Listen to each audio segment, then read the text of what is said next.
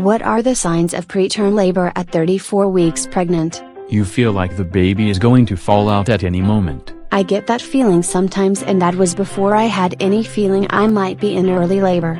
If you are early labor, you'll feel like the baby is lower in the pelvis and about to fall out because it is moving into position to come out. Or it is just in a head-down position and putting a lot of weight on the pelvis. If you feel a lot of pelvic pressure that you didn't have before, that's a sign of early labor. Or I need to go to the bathroom. If you have burning when you pee, then I think you have a urinary tract infection. Those are common during pregnancy. If it progresses to a bladder infection, you could have whole abdomen pressure and pain in waves, but it isn't early labor, it just feels like it. Any infection that bad is a reason to go to the hospital. You'd know it is early labor if you have back pains that don't ease up or regular stomach cramps. That's called a contraction. Any stomach pains combined with discharge, whether clear or bloody, are a reason to seek medical attention.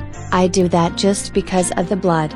Many people mistake early labor for a back spasm, but you'll know it is early labor when it isn't just one side of the back but the whole lower back. What about the upper back?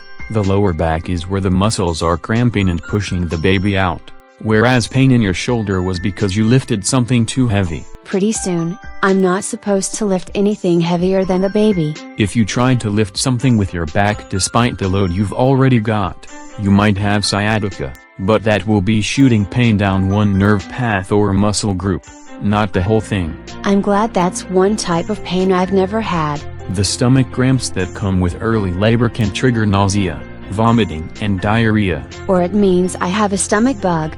One option for finding out is drinking water and seeing if the symptoms subside. If you still have the stomach pain after the pooping and vomiting stopped, then they were triggered by the uterine contractions. I didn't think I'd have to deal with something like morning sickness when in labor. If you're in labor, the digestive symptoms stop after you've been in labor for a while, essentially so you don't have to go to the bathroom on top of squeezing out the baby. That would be a different reason to see the doctor, if I'm still ill. You have to see a doctor if the cervical plug falls out or if there is bleeding along with the pain. You could have a placenta detaching, for example, causing pain and blood but you aren't in labor. I think they do a C-section if that's happening. But if there's serious pain that doesn't ease, bleeding or lots of other fluid discharges that don't stop or don't look good, go to the hospital.